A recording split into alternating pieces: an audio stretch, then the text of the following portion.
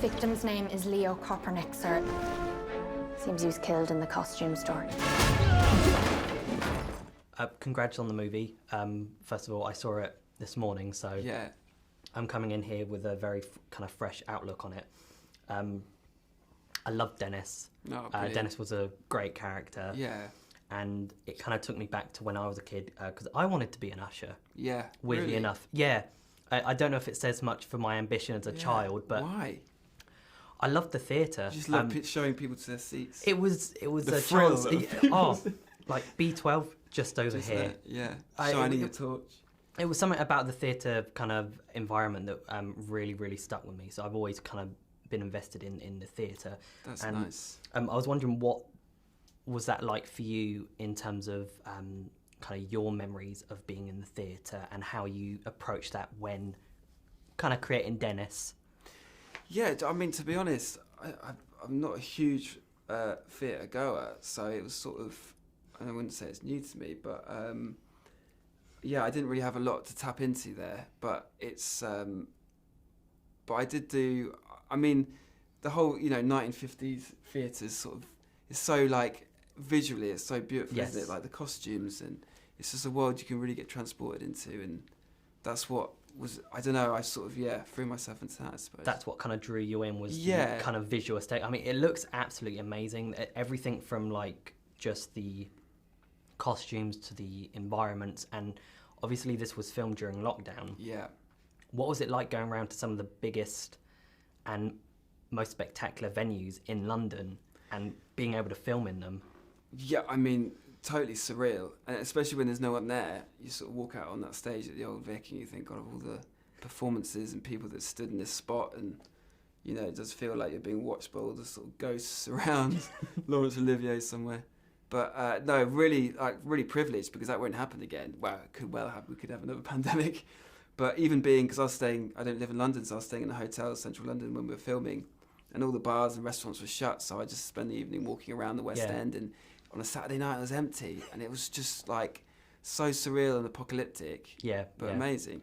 What was the filming experience like, knowing what was happening kind of in the outside world sort of thing? Yeah, it was weird, because it was like a first thing that a lot of us had done since COVID, so it'd been like a couple years or a year and a half of nothing, and then suddenly doing this, so it was like it felt like the best thing ever, because it was like the best way to, make these horrible 3 months go quite quickly, which is brilliant. But again, because I spent 2 years not seeing many people, so learning to sort of socialise again in a work environment was really weird. But no, it's so incredible. Yeah, I mean, and I think what really helped with it as well is the fact that it was a movie that kind of celebrated theatre, and I think we became, when we came out of lockdown, we soon realised that actually we somewhat take theatre for granted, and it's so much more important to us than what people realise. So the fact that this is kind of like a love letter to it, I think was really, really special as well. Completely. In a way. And do you have any fond kind of memories, interactions, because the cast is huge, the cast is so big? Were there any particular moments where you interacted with certain characters that you kind of hold close to you, especially as it's one of your first kind of big productions as well? Totally, it's nothing I've ever been used to, so it was so strange in that respect. But I mean, as soon as you find out sort of the casting list, you're like, wow, these people I watched on TV all my life, and people like Adrien Brody, was just, and doing a scene with him, looking him in the eye and being like, God, he's actually here in sort of 3D, not through a screen. It was just so strange, and he was so lovely. But seeing him, how he works, and he's a phenomenal actor. Like, God, you could learn a lot from him just watching him. Yeah, it was an interesting dynamic, because I think your character had a lot of, as an usher, you kind of appear and interact with these different characters, and it's really interesting to see how people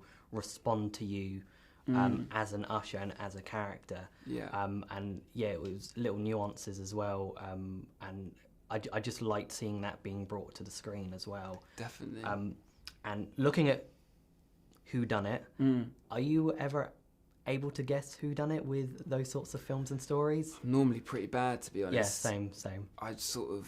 But I think that's important. I mean, there's a lot of people that really annoy me who sort of like are so, like, determined to find out who it is immediately. I was like, just enjoy the ride. Enjoy the ride. And I think that's a lesson for this. Just enjoy it and don't think you have to work it out straight away. No, exactly. Like it doesn't punish you for not knowing. Yeah, exactly. I think as well, it's like, oh, you didn't get it. Yeah. You must be a fool. I know. But it was nice being able to kind of enjoy it, and then suddenly all the pieces click into place. Definitely. And yeah, it must have been a fantastic experience for you as well, and for the entire cast. And I think it's a huge achievement as well. Oh, amazing! Thank you. No, even knowing the ending, as we were filming, it was sort of like, it's nice because then you can see the process of how to get to that point and work it out, which is really lovely because it's such a precise piece of art doing a murder mystery, isn't it? You can't give away the game too quickly and it's got to be satisfying. Like the ending has to be really satisfying, otherwise it just doesn't work. So it's and that's all in the writing really, and the execution. So good. Perfect. Thank you so much. No, thank you. Thank you. Yeah. I arrest you for the murder of Leo Cochran. No. We have a serial killer on the loose. Please stand back. He keeps the key under the mat. We are no longer merely suspects. We are also potential victims.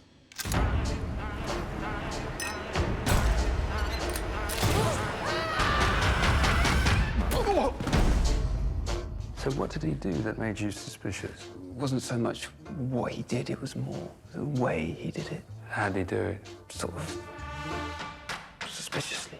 Right. Thanks for watching, Super Friends. If you enjoyed this video, then make sure to hit the subscribe button just down below and hit the bell so that you can get notified whenever we release brand new videos. In fact, there's 2 more waiting for you to watch right here below. So what are you waiting for? Why not click play?